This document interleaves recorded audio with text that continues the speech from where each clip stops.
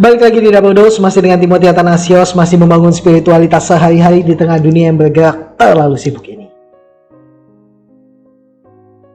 Hari ini tanggal 9 Desember dan tema kita hari ini adalah Move On. Dan firman Tuhan saya ambil dari Ezra pasal yang ketiga ayat yang ke-12. Dan demikianlah bunyi firman Tuhan.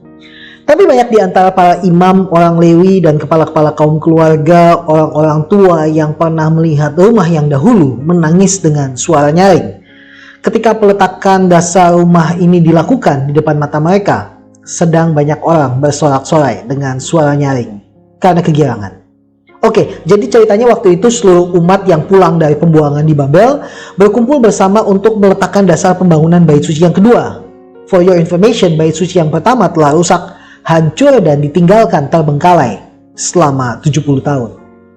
Ketika pujian dinyanyikan, anak-anak muda bersorak-sorai, namun Ezra mencatat orang-orang tua yang pernah melihat keagungan bait suci yang dulu menangis dengan suara nyaring.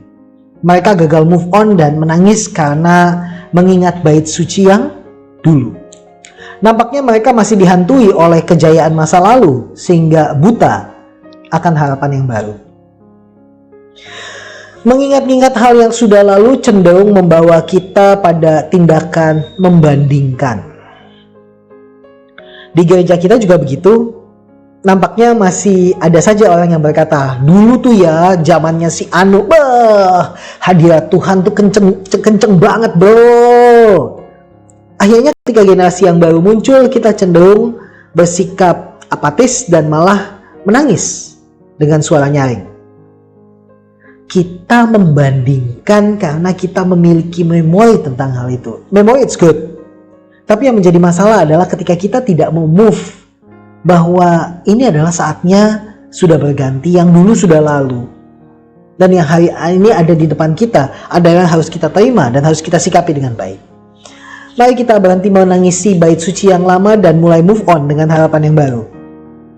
Toh mereka yang tidak rela meninggalkan kuali Mesir yang penuh dengan daging dan sayuran, tidak ada satupun yang dapat meminum susu dan madu di tanah perjanjian. And that's the fact. Mari kita bergerak, kita mengikuti perubahan yang Tuhan taruh di hadapan kita. Karena kalaupun kita ada hari ini, kita tidak mungkin bergerak di luar Tuhan. God brought you here, and let's look to Him di dalam keseharian kita. I pray for you guys. Ambarih mulya dalam Gusti, Tuhan Yesus memberkati.